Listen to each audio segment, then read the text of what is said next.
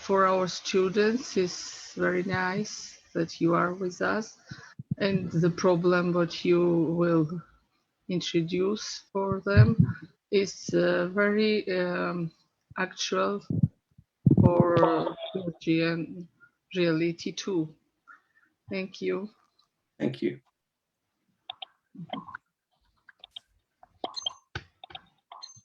So should I go ahead and begin? Yes. Yes. Okay. Okay, well, let me share my screen with you first.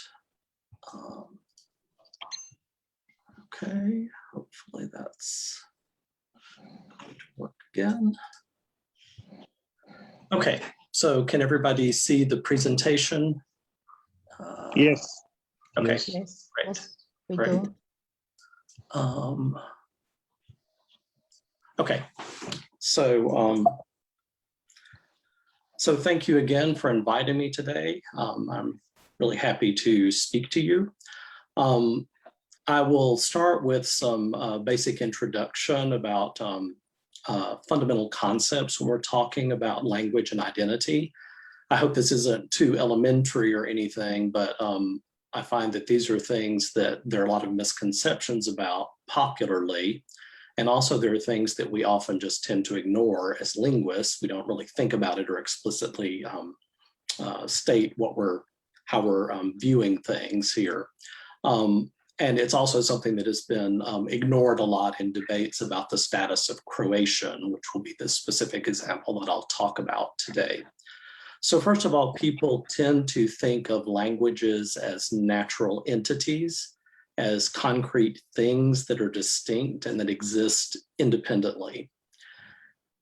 This, again, is something that we even tend to do sometimes as linguists. We just assume that languages are these things that we study, and we don't really kind of question that concept further. In the ideology of nationalism, as it developed in 19th century Europe, national identity is also seen as a natural entity. And a national language is a key defining element of this identity. So a characteristic example of this is the quote here from Fichte from his addresses to the German nation in 1808.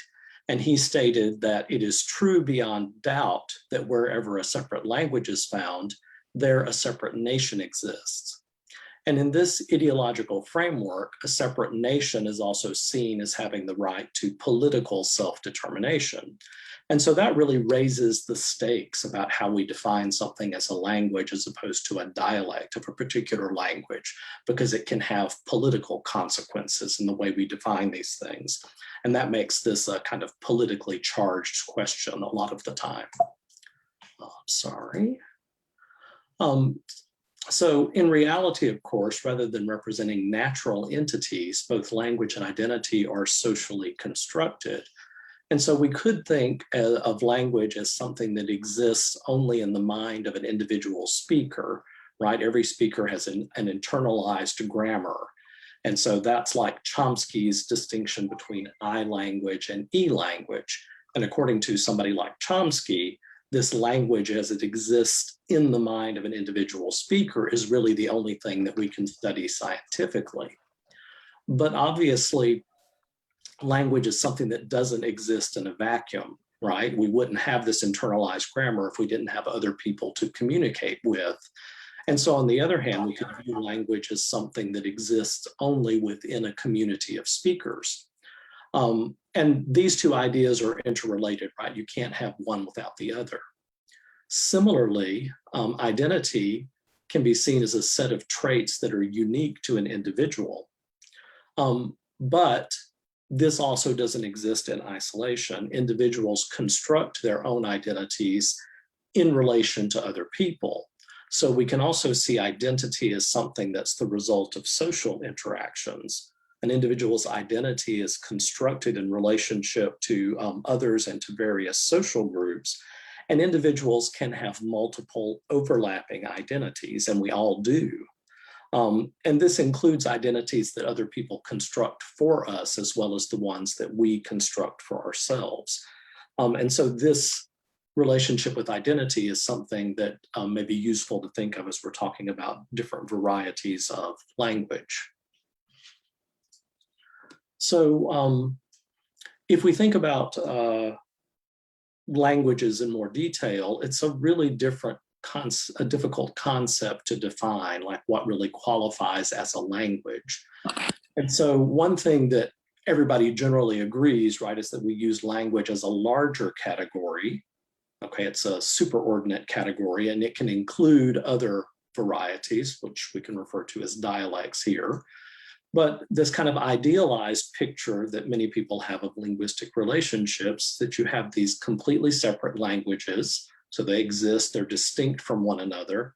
And within each of these languages, there may be multiple dialects, which were also distinct and separate entities. And so this is kind of the idealized picture that we often operate with when we're talking about language. But in reality, right, particularly in places where you have populations that have been living there for a long time, we typically find these sets of closely related dialects that exist as part of a dialect continuum.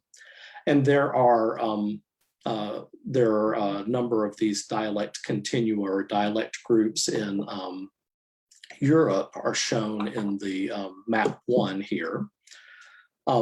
And so what you typically have with the dialect continuum is varieties that are adjacent to one another, right, are very similar, and the differences increase with linguistic distance, with geographic distance. And so the further apart they are, the more different they are. But because it's a continuum, there's not really a clear way to define, how you could group these into larger units, such as languages. And we can see this with a specific example here in map 2. So this is the West Germanic dialect continuum. And you can see that the red lines here on the map, hopefully you can see those, are the major dialect boundaries. And they don't coincide at all with the political boundaries. In fact, say a Dutch dialect on one side of the border with Germany and then a German dialect on the other side are much more similar to one another than either of them are to, say, High German dialects that are spoken in the South.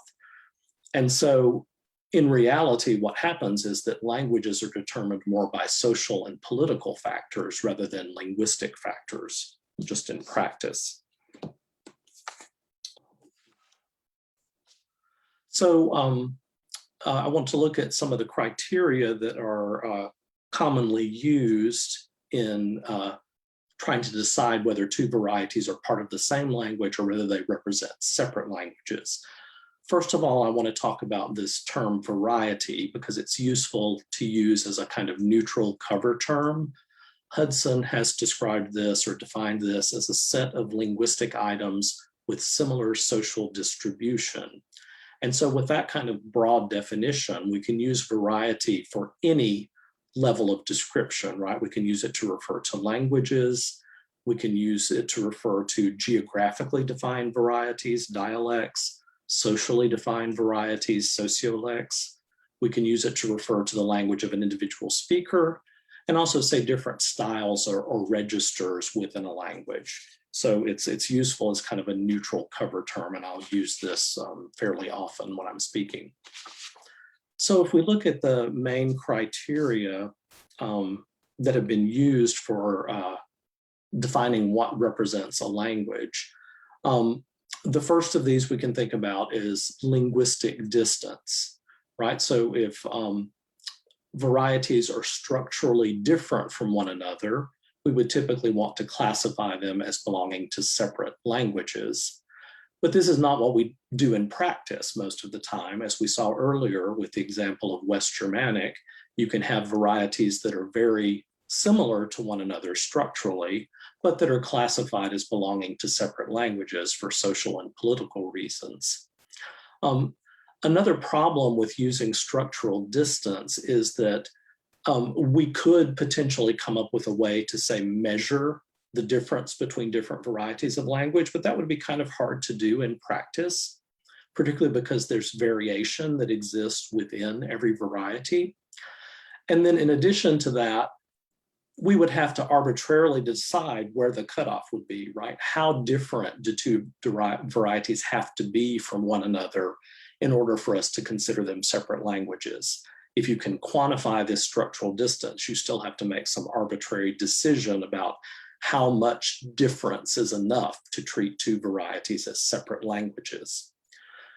Genetic distance is related to this, right? So we normally assume that languages have to have some kind of, that varieties have to have some kind of genetic relationship that we can reconstruct for us to consider them dialects of the same language, right? And if there is no genetic relationship, we would consider them to be separate languages. But that leaves a lot of gray area in between. Again, we can't make a principled decision about how closely two varieties have to be related for us to consider them part of the same language as opposed to different languages. And so these criteria based on linguistic distance or linguistic difference seem straightforward, but they fail in practice. So a more practical way, we might think of looking at mutual intelligibility. So if we are speaking and we can understand one another, then we must be speaking the same language. That seems obvious, right? But mutual intelligibility is also not something that's categorical, right? It's not that two speakers either understand one another 100% or they don't understand each other at all. There can be varying degrees of intelligibility. So it's also a gradient feature, not a categorical feature. And to further complicate it, mutual intelligibility is not always equal or reciprocal. So a speaker of one variety might understand a speaker of another variety pretty well, but that other speaker might have trouble understanding the first one. So there can be differing degrees that way for a number of different reasons. Okay, I just noticed something in the chat. Thank you for adding explanations there. And please feel free to stop me if you have a question, if something is unclear as we're going along. Okay, so ultimately we have to conclude that terms like language and dialect are inherently fuzzy. There's no purely objective linguistic way to decide whether two varieties are different languages or different dialects of the same language. So from one perspective, languages and dialects are scientific constructs. They allow us to make generalizations about the linguistic behavior of groups of speakers, so they're very useful to us in that sense. They're also social constructs, and they have a social reality because they represent shared communicative norms and attitudes of various communities of speakers who have their own concepts of the relationships among different varieties. So different individuals may classify varieties differently for their own purposes. And there's not necessarily just one correct way to do this, right? There's not a single classification that is objectively correct for all purposes. When we speak about languages, particularly in the context of language and national identity, what we have in mind most of the time is a standard language or literary language, which is the term that's often been used in Eastern Europe historically. And a standard language, though, is really just another variety. I said before we could use variety to refer to language at all levels of classification. It does have some characteristic features that distinguish it from other varieties. And so according to the linguists of the Prague School, who were the first to really develop a theory of language standardization, like how languages are standardized, there are 4 of these features. And we're going to focus on the first 2. So the first one is autonomy. And this is the idea that although a standard language may be based primarily on a spoken variety, it's not identical with that spoken variety. It's always somehow bigger than any spoken variety. So standard languages is not identical to any dialects, any local varieties or sociolects. Or in other terms, nobody is actually a native speaker of a standard language. A standard language is something that we learn, typically in a formal educational setting in school. It's not something that we acquire from birth like we do other varieties. The second main difference that I'm going to focus on today for standard varieties is that they have a codified norm, right? So the rules of the language are set out in grammars and other handbooks. We have dictionaries that define which words are part of the standard language and which ones aren't, and so forth. So even though standard varieties or standard languages have a codified norm, we can't define them exclusively in terms of the linguistic patterns and the lexical items that are contained in standard handbooks. These often disagree with one another, and they always lag behind the actual usage of speakers or writers of this standard variety. So as Milroy and Milroy suggest, it seems appropriate instead to speak more abstractly of standardization as an ideology, of a standard language as an idea in the mind rather than a reality. So it's a set of abstract norms to which actual usage may conform to a greater or lesser extent.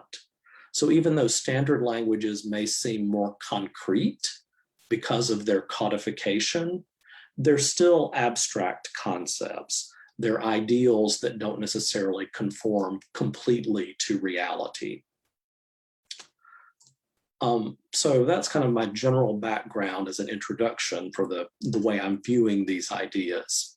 I need to give you a little bit of historical background, very little on Croatia, before we start looking at some more specific things about the Croatian language. So it's important to recognize that Croatia has existed as a political entity with its current borders only since the establishment of the Socialist Federal Republic of Yugoslavia after World War II. And so this is a map of the former Yugoslavia here. For much of its history, modern-day Croatia was divided among different states. So we see in this map, as late as 1899, Croatia at this point was part of Austria-Hungary, as parts of Croatia were throughout much of its history. And so we can see there are two parts here labeled Croatia and Slavonia.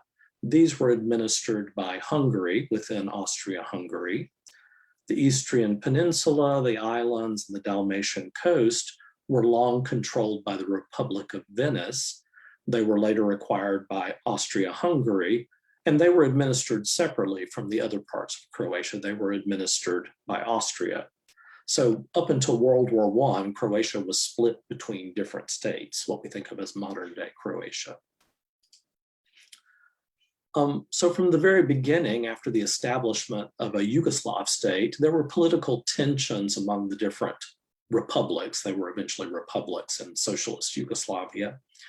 And as Croatia sought greater autonomy within the former Yugoslavia, and especially after Croatia gained its independence in 1991, there has been an emphasis on creating a sense of Croatian national identity with deep historical roots. And this is not something that's unique to Croatia. As Schnapper writes, nations have always reinvented a set of myths and ethnic values. They need a sacred territory, heroes, and a golden age. In short, they give rise to a form of ethnicity which generates amongst nationals the feeling of their belonging to the collective. Invention of tradition is a condition for the existence of all nations. And this is similar to Benedict Anderson's idea of the imagined community. The nation is an imagined community. So even though the individual members of a nation usually don't have any contact directly with most of the other members of a nation, they still view themselves as belonging to this single group. And so you have to construct that shared sense of identity in some way. Especially in a case like that of Croatia, where there's no long-standing political entity that we can easily identify with the nation state as it is today. Language often assumes a primary role as a marker of identity and of historical continuity. But in the case of Croatia, the linguistic situation is just as complicated as the political and social one. And this using language to create a sense of unified identity is also somewhat problematic. So if we look then a little bit at the linguistic background, so the Central South Slavic territory, so this is the part of the South Slavic dialect continuum between Slovene in the northwest and Macedonian and Bulgarian in the southeast, is divided traditionally into three major dialect zones, which we refer to as Chakavian, Kaikavian, and Shtokavian. These are named according to the characteristic words for what in each group, which are cha, kai, and shto.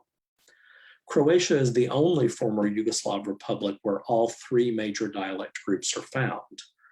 Bosnia-Herzegovina, Montenegro, and Serbia are exclusively Shtokavian. And then all of these dialects can be further classified based on the reflexes of the common Slavic vowel yats, which was an a vowel originally. And so the major groups are Ekavian, Ekavian, and Iyekavian. And so here's a dialect map of the region. And we can see that within Croatia, the dark blue here at the top, that represents the Kaikavian dialect group. The dark green here along the coast and islands and in Istria primarily, that's the Chakavian dialect group. The most widespread dialect, Shtokavian dialect in Croatia, is this light yellow Iyekavian, Neo-Shtokavian dialect. So it's just Shtokavian dialects with a newer accentual system. And you can see that this dialect group is also the major one that we find in Bosnia and Herzegovina. It's also spoken in Montenegro and in parts of Serbia, so it's the most widespread group. And obviously, again, none of these major borders between different dialect groups correspond with the national borders, with the political borders. So Croats have historically used all three major dialect groups in literature, Chakavian, Shtokavian in both Iyekavian and Ekavian varieties, and also Kaikavian. And the modern Croatian standard language began to develop in the 19th century, really as part of this general movement that was taking place in Europe for national integration and political autonomy. And so some Croatian intellectuals at the time promoted an ideal of pan-South Slavic unity. Ultimately, the standard language that developed in Croatia converged with the standard norms that were developing in Serbia at the same time.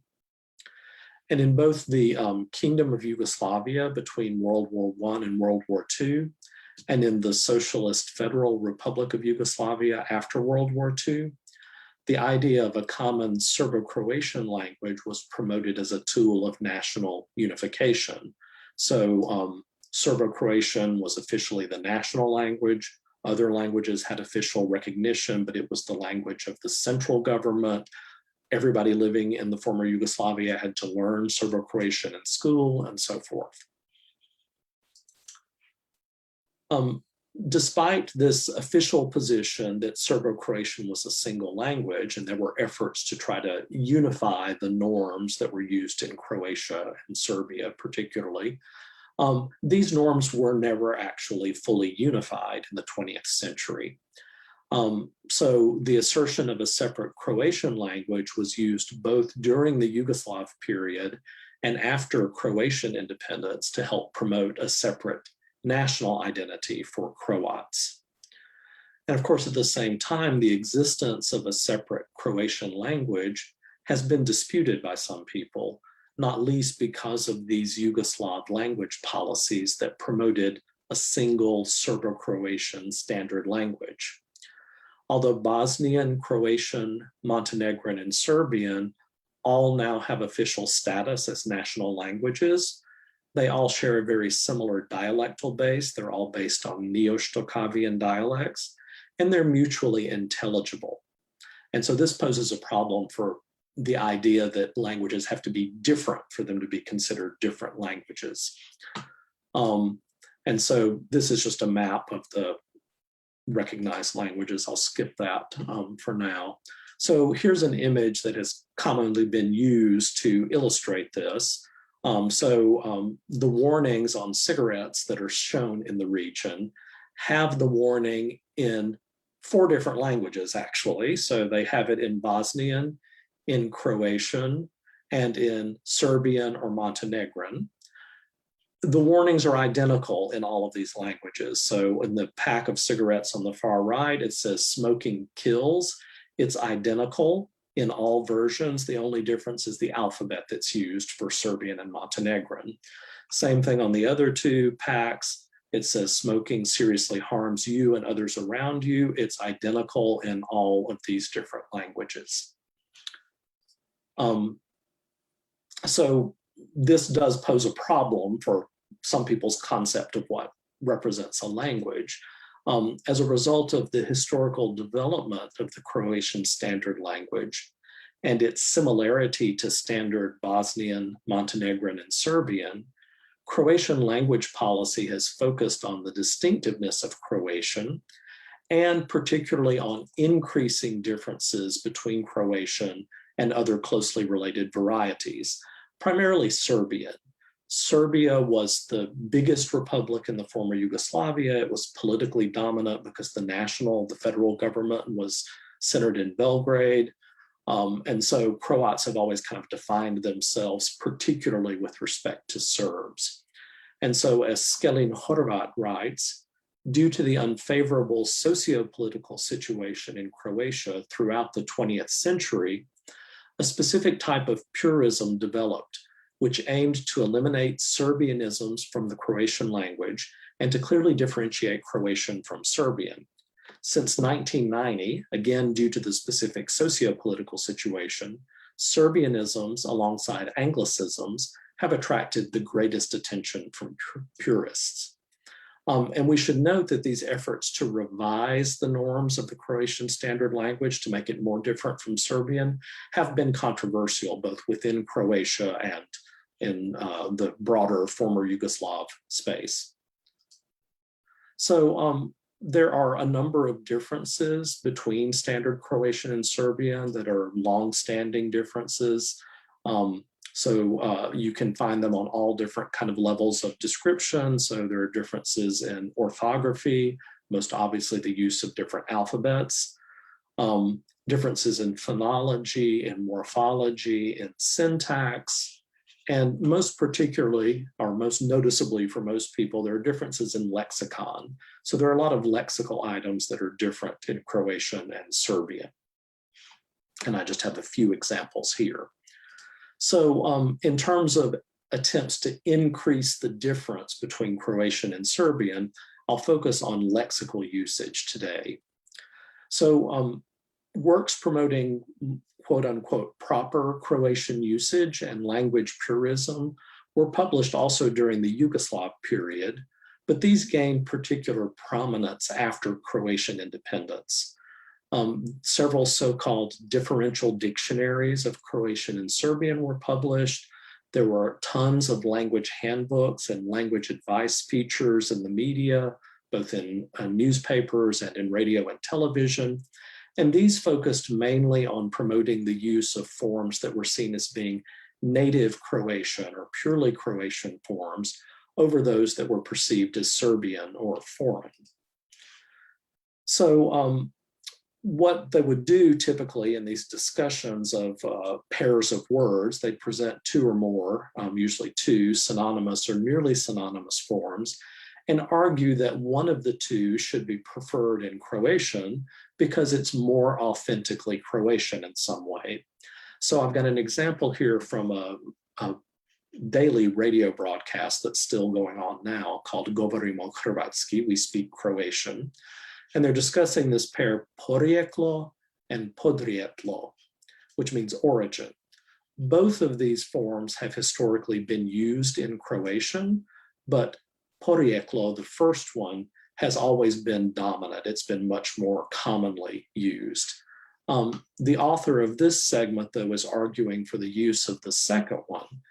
And he writes, but this form, podrijetlo, is ours alone. Now when we can freely choose and weigh what suits us better, when from the abundance of the Croatian lexical fund, we can choose for the standard that which is ours alone, and thus create differences from our Eastern neighbors, let's choose what is our own. Therefore, podrietlo. So this motivation isn't always stated as explicitly as it is here, but this is clearly what's underlying most of this language advice about proper Croatian usage that's been published, particularly since 1991. So in a chapter that I wrote for a book in 2019, I investigated changes in patterns of Croatian lexical usage based on corpus data from both the Yugoslav period and data from after 2010. Unfortunately, we don't have a historical corpus that is accessible, but I used a Croatian frequency dictionary that was compiled based on a 1 million word balanced corpus. The texts are mostly from the 1970s, so it can represent usage prior to, say, 1980. And then there are two more recent web corpora, which are very large. So there's a Croatian web corpus from 2011, 2013, and then a Serbian web corpus, not as big as the Croatian one, but still, a substantial size. And so if we look at usage and how it has changed or hasn't changed, as I said before, there are long-standing differences in the usage of certain lexical items between Croatian and Serbian, and we can see this in the data. And so if you have a pair of words like fabrika and tvornica, the first one is always the one that's considered typical of Serbian usage, and so we can see that it's used almost exclusively in the Serbian web corpus. Tvornica is considered more typical of Croatian usage. It was the one that was predominantly used prior to 1980 in the former Yugoslavia, so represented by the frequency dictionary here. And it's also the same today. It's still the one that's primarily used in Croatia. So like I said, there are these long-standing differences that still exist. There are other instances where we have, again, typically two forms. One of them is characteristic of Serbian. So greška, for example, mistake, is used almost exclusively in the Serbian web corpus. Historically in Croatia, both of these forms were used.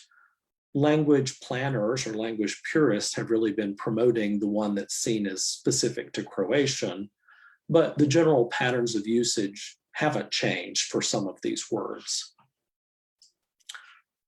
In other instances, usage has changed. So we look at this pair, muzika and glazba, meaning music. So again, muzika is the one that's used almost exclusively in Serbian. And really this 1.3% is probably non-Serbian writers, and they just happen to be in the Serbian web domain since this is a web corpus. So it's really the exclusive form that's used in Serbian. And then in Croatian, both of them are attested and used, more or less equally, 60% versus 40% in the frequency dictionary, so in texts before 1980. But the usage of the Croatian form, glazba, the one that's seen as characteristic of Croatian, has increased substantially in recent usage. There are other examples where Croatian traditionally used the same form as in Serbian, so avion for airplane. So in Serbian, it's 99%. It was also by far the most common in the earlier usage represented in the frequency dictionary. And again, we've seen this kind of significantly large shift towards this form that's seen as being Croatian. But there are also words that have been recommended by language planners or language purists that have not been adopted at all. So these were sometimes neologisms, newly coined words, but a lot of times they're archaic words that hadn't really been used in the 20th century, and people wanted to try to revive them to increase differences with Serbian, and that typically has not been very successful. Really, though, it depends on the individual lexical item. There hasn't been any kind of wholesale change in usage, but there are changes that we can notice in the forms that are used in Croatian today. as compared to during the Yugoslav period. So another issue with kind of proposing this idea of a distinct and unified Croatian language as a marker of Croatian identity is that this is complicated by the language variation that's present within Croatia. As I already mentioned, Croatia includes speakers of all three major dialect groups, while the other former republics are just Shtokavian speaking, and all of the standard languages are based on Shtokavian, specifically Neo-Shtokavian dialects. And although Croatian language planners typically use the existing differences between standard Croatian and Serbian to support their argument that Croatian should be considered a distinct language, the differences among different dialects within Croatia are often much larger than the differences between standard Croatian and Serbian. Speakers of Shtokavian dialects often have difficulty understanding speakers of Chakavian or Kaikavian dialects, and some peripheral dialects are more or less mutually unintelligible. If you're not from that specific area, you don't understand much of it at all. And we'll see if the video will load. I'm not going to play this first one, but this is a tourism video from the area of Bednja, north of Zagreb, where they speak a Kaikavian dialect that's very specific. And what you would see if you watch the video, you can see it in this clip here, is that they have subtitles in standard Croatian. The reason is that speakers from other parts of Croatia would not understand what the narrator is saying at all, for the most part, in this video. Then there's another one that I will try to play for you. So while the video is hopefully loading in my PowerPoint presentation. So this is from an ad campaign for Ožujsko beer, which is referred to colloquially as Žulja in Croatian. And hopefully it will finally load, otherwise I can do it directly from YouTube. So the ad campaign is based on the premise, right, that you have these three friends and they are all from different parts of Croatia, and they go and visit each of their hometowns. And the two friends who are not from that area cannot understand the locals at all when they're speaking, and you can see it on their faces. They just don't understand a word that's being said to them, and they don't understand what their friend is saying to them either when he's speaking his local variety. And it's only when they mention the name of the beer that suddenly they perk up and they understand something. And so it does not seem to want to load. Let me try to go back. Would you like us to share? I'll tell you what I'll do. I'll stop my share. And then I will try to share the YouTube page. Ah, you've got it. So if you could go to the next video, actually. Okay.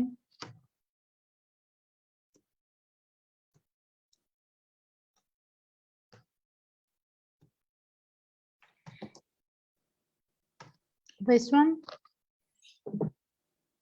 Yes, this one. So this is from the island of Vis. It's a Chakavian dialect. Okay. Can I switch on the video?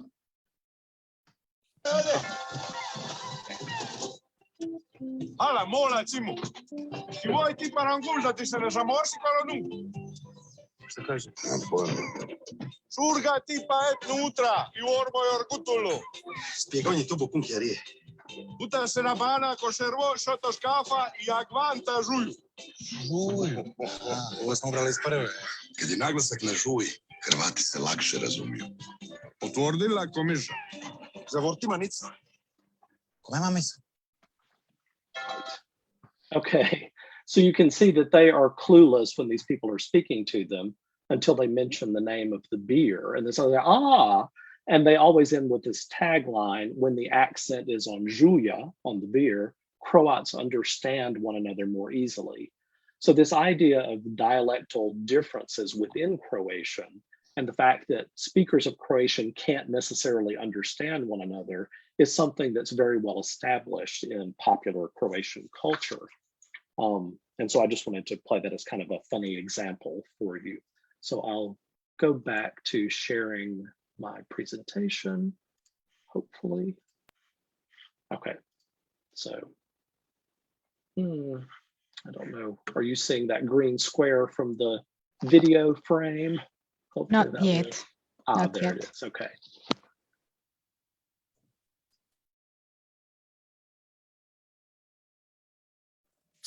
So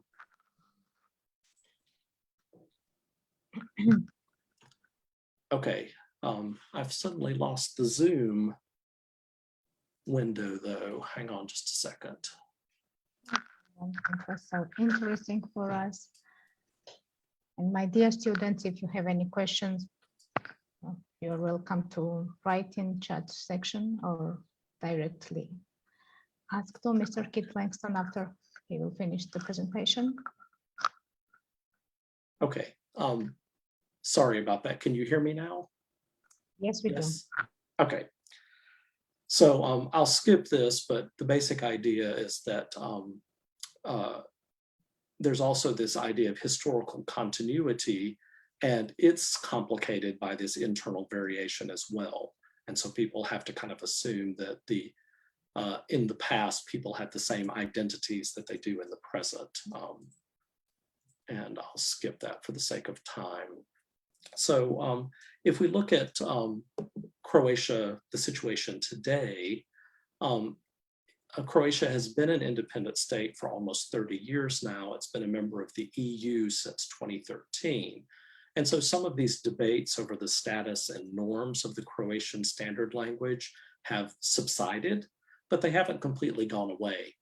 There have been numerous debates in the last decade over proposed changes to the orthographic norms. There are multiple competing orthographic handbooks that have different decisions, different rules in them. There was even a lawsuit filed over this. The Institute for the Croatian and Language and Linguistics filed a lawsuit against the author of a critical review of their handbook and the editor of the journal in which it appeared. So it's been very controversial. It's been in the newspapers a lot. In 2017, a group of intellectuals and non-governmental organizations issued a declaration on a common language, asserting that Croats, Bosniaks, Serbs, and Montenegrins share the same standard language. So essentially saying that the standard language is still Serbo-Croatian for all of these different groups. That also attracted a lot of controversy. And there are still handbooks and language advice features that appear in the media and online about proper Croatian usage. For example, in connection with the coronavirus pandemic, people have suggested substituting Croatian forms for English borrowings that have been used in reporting on this. So at the same time, there's also now apparently a greater appreciation for local varieties as markers of local identity. These are increasingly seen as an important part of the intangible cultural heritage of different areas and something that can be used to promote tourism, as we saw in these videos above. And there are also regular broadcasts on different media networks, so particularly the stations Radio Rijeka and Radio Pula have regular weekly broadcasts that focus on Chakavian dialects. The hosts and the guests speak mainly in their local dialects, and the programs focus on topics related to the local language and culture. I'm going to have a couple of examples from these broadcasts just to illustrate this. So in this weekly broadcast on Radio Rijeka here, part of it is every week that the guest typically brings in a word or two from their local variety that they think other people won't know, that they think is specific to their dialect. And then they'll invite people to call into the show if they know what the word means. And so here, the host of the show is asking the caller, Ruja, what's a shpalmacet? And she knows what it is, but she has trouble coming up with the equivalent in standard Croatian. And she finally comes out with svita, candle. That's actually not standard Croatian either, but it's Shtokavian, and it's close enough that other people would recognize it. And then she explains here in line 4, it's like, yeah, I know what it is. It's a candle. I just have to remember. And then the host interrupts her and says, how to say it in Croatian. So they're seeing what they're speaking here as something that's distinct from Croatian in a certain way. By Croatian, they typically mean the standard language or Shtokavian varieties, particularly as spoken in larger cities. But for their local varieties, they typically say that they're speaking Podomaki in the local way, in the domestic way, or they just identify them according to the individual village. It doesn't mean that they don't see themselves as Croatian, but they still have this very strong sense of local identity. And in another example here with a different guest, he has an even stronger maybe sense of local identity. He's talking about the choice of which dialect to use when he speaks. And he says, but I have this problem. All of my life, there's a dilemma. Am I going to talk to you in the Nerezine dialect or in the Karpeyevsky language? And he explains later, I was born in Sveti Yakov, and according to that, by nationality, I'm a Karpeyan. Sveti Yakov is a little village on the island of Loshin that's just outside of the town of Nerezine. The dialects are basically identical. They just have a few lexical items that are different. But he sees them as being distinct languages, and he refers to this as the Karpeyevsky language. And it's very important to his own sense of personal identity, because he says, by nationality, I'm a Karpeyan. This term Karpeyan comes from the word krpa, rags. And so it's a derogatory term that the people in the town used for the people in his little village because they were poor.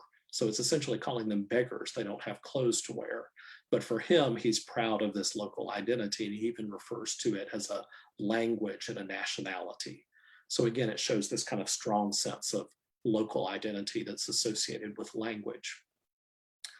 If we look at research on Croatian dialects, this has almost exclusively been in the traditional dialectological framework. Linguists go and try to find the oldest or purest form of the dialect, particularly spoken by older speakers, without influence from the standard language or other varieties.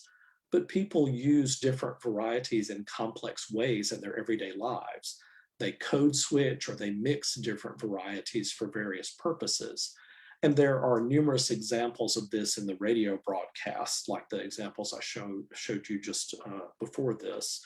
Although both the hosts and the guests are intentionally speaking their local varieties in these shows, they frequently switch to the standard language or to a similar urban vernacular variety, or sometimes they adapt to the variety used by their interlocutor, so they'll start speaking more like the other person's local variety than their own. And although there's definitely a place for continuing this kind of traditional dialectological framework, I think that research today should also focus more on documenting how people actually use language and how this relates to the various identities that they want to construct for themselves. And this is what I'm starting to do in my current research projects. And so just to sum up, the quest for historical authenticity is one of the defining characteristics of nationalist movements, and language is a crucial link with the glorious past of the nation, to use Fishman's term.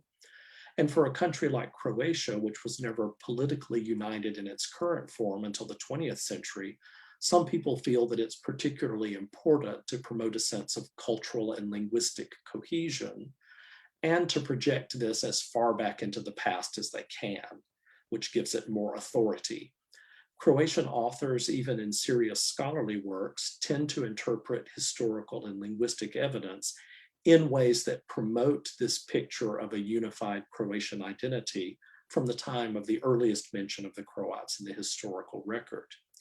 And there's also been a movement to promote the distinctiveness of the contemporary Croatian standard language, as we saw, by changing the previously existing norm to increase the differences between Croatian and Serbian.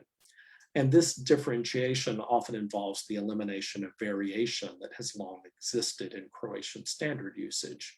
And I would argue that there's really no need to further differentiate Croatian from Serbian to establish it as a separate language, because there's no way to measure, as I said before, how much difference there needs to be to consider two varieties distinct languages. Finally, we have to keep in mind that Croatian identity is not a monolithic whole, and so there's no absolute need to project a single unified linguistic identity through the rigid purism that has been promoted by some language planners in Croatia. This type of language purism has been mostly rejected by the majority of speakers. Speakers have overlapping identities, national, regional, local, and so on. And they may also even share a sense of identity with speakers of closely related varieties in other former Yugoslav republics, because they can still communicate, they watch each other's television and movies and listen to the same music and so forth. This doesn't necessarily have to threaten their shared cultural and linguistic identity as Croats. And so I'll stop here. I hope this is correct. And I have some references for you, and I'll be happy to hear any questions that you have. Yes, it was very interesting, Mr. Langston. And I have one question. What particularly? I'm sorry, I can't hear you very well. Particular linguistic policy is developed in Yugoslavia towards Croatia. So Yugoslavia, he said what particular linguistic policy was developed in Yugoslavia towards Croatian language. Okay, so within the former Yugoslavia, the official policy was that there was a single Serbo-Croatian language, and language policy tried to unify Serbian and Croatian as much as possible. Although they recognized the use of different alphabets, and some of these differences, say in pronunciation. So Croatian is Ijekavian, it has certain phonological reflexes that are different from Serbian. But apart from that, they tried to unify the grammar and the lexicon as much as they could. And Croats felt like this attempt to create a common Serbo-Croatian language was done primarily at the expense of Croatian norms of usage. So words that had previously been used in Croatia were suddenly declared as regional or dialectal and not really part of the standard language, and they were supposed to use the forms that were used in Serbia. And that was part of the pushback here. It's like, you know, you're making us change our language to unify it with Serbian. We see this as being a distinct language, and why shouldn't we be able to keep using the same words we've always been using? So, so a lot of the, particularly in this, after the late 1960s, there was a lot of pushback in Croatia against these efforts to unify Serbian and Croatian. And then with independence, they, you know, made Croatian the national language. So I hope that answered the question. May I? Yes. Thank you. My question is, at first, thank you for very light and interesting speech and information that we listened. And my question is like conclusion of your speech. Is it can or not linguistics decide where the dialect ended and the language begin, or it's a matter of political sciences and not linguistic sciences. What is it? Right, I think it's largely something that is determined by political and social factors, and we have to take into account really how speakers, how users of the language view them, right? So if you have, for example, in Croatia, these different dialects that are not necessarily mutually intelligible, they've traditionally been considered part of Croatian, particularly since the 19th century. And if the speakers view themselves as being Croatian, then we can consider them part of the same language. So it's not a linguistic criteria. It's not that there are no linguistic criteria. As I said before, these are also scientific concepts. Yes. And so for our purposes as linguists, we might say, for structural reasons, I'm going to classify these things as part of the same language and study it that way. But again, I think, we need to kind of give deference to the people there. So I wouldn't state, as some people do, linguists particularly, that there's just a single Serbo-Croatian language. Because I think so too. Yeah, there are differences, obviously, they're not that big, but the speakers are very aware of these differences and they see them as being separate languages. And I think we should go with how the speakers view these things in that instance. Thank you. And may I, the second question, my question is, what can you say about Moliški Hrvatski? That's a really interesting question. So the Molise Croats, so they're in the province of Molise in Italy. They immigrated there, I think, in the 1700s primarily. So in the 18th century, maybe before that, could have been a little earlier, I'm not sure. And that's also an interesting case because they don't necessarily identify as Croatian. So they came from a place on the coast of what is Croatia today, and they speak varieties that are very similar to varieties spoken in Croatia, but they really identify just as Molisani or whatever. So they're people from Molise, they identify as Slavs, they don't necessarily identify as Croats.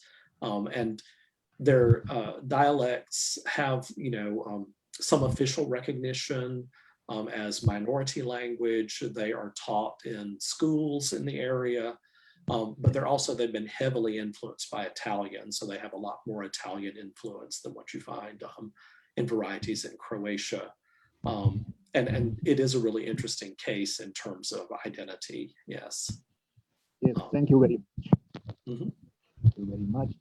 და მეგობრებო, ხომ არავის აქვს კიდევ შეკითხვა, თუ აქვთ მაშინ შეუძლიათ დასვან ქართულად და ნათია გვითარგმნის. თუ არის რამე შეკითხვა, თხოვთ დასვან. მე გამჩნდა შეკითხვა. კი ბატონო, აბა, დასვი და ნათია თარგმნის. ინგლისურად კი შემიძლია, მაგრამ არის სწორად ვიტყვი, ამიტომ ქართულად გეტყვით, ქართულად გეტყვით. რა შეუძლია ამ შემთხვევაში მოქალაქეებს, ან ვინც კი დასაბამიდან ლაპარაკობს ამ ენაზე, როგორ შეუძლია შეინარჩუნოს ენა, თუ კი იცის, რომ პოლიტიკურად, ესე იგი, მიზანმიმართულად ავიწყებენ ძველ სიტყვებს ან ლექსიკას. და რა შეუძლია ამ შემთხვევაში მოქალაქეს, ვინც ლაპარაკობს ამ ენაზე. კი ბატონო. მადლობა, Sophie. Thank you, our dear Sophie. What should be the position of the regular citizen who speaks Croatian and don't want to lose old Croatian words in spite of the policy which is focused on differentiation and to finding differences between Croatian and so what should be the normal position of the regular citizen who is not politician, who is just national ეროვნული სულისკვეთების რო იყოს. So okay. So identity, yeah, for you, if someone sometimes wants to be united, not separate language speakers, so maybe he would like to be a dialect speaker, and what should be the normal position for the regular citizen? That's a really interesting question. Thank you for that. Like I said, there has been a good bit of resistance to some of these efforts to change the Croatian language. And so there was a period, because when the former Yugoslavia collapsed, there was a war, right? So there were a lot of very strong feelings in the 1990s and into the early 2000s. And some people felt like for political reasons, they were being forced to, promote this uniquely Croatian identity and to adopt these new, quote unquote, words that they were trying to promote to differentiate Croatian from Serbian. But a lot of, the average people were not really concerned with these things, and they just kept using the words that they'd always used. As I showed in the corpus data, some of them have gained wider popularity, but people tend to use them more in writing or informal situations than they do in informal conversation. And there are examples that you can see.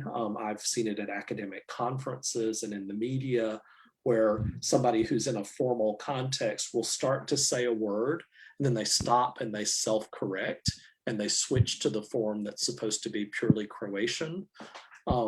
But other people who are not in these kind of contexts don't pay a whole lot of attention to it. And it goes back to the idea that I was saying, is that people have multiple identities that overlap, and it doesn't have to be an either or kind of thing. It's both this and that and that. And they adapt how they speak depending on the context and how they want to present themselves. And so they may use dialect words when they want to emphasize their local identity. They may, if they're in a formal context, they may feel expected to use a word that's supposed to be formal, pure, standard Croatian, and in other contexts, they might use something different.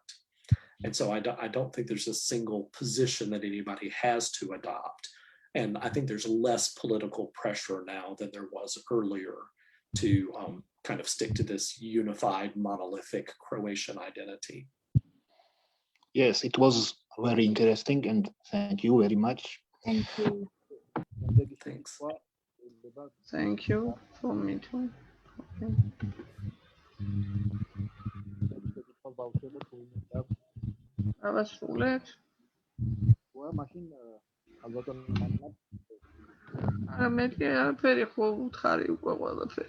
Thank you.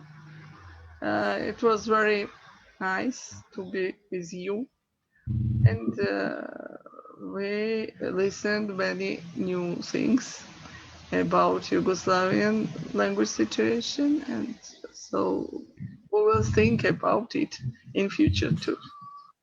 Thank you very much. Well, thanks again for the invitation. I enjoyed speaking with you today, and if you have any questions, feel free to contact me. I'm happy to try to answer more. And I speak in Croatian. Hvala mnogo, gospodine Langston, za vašu lekciju.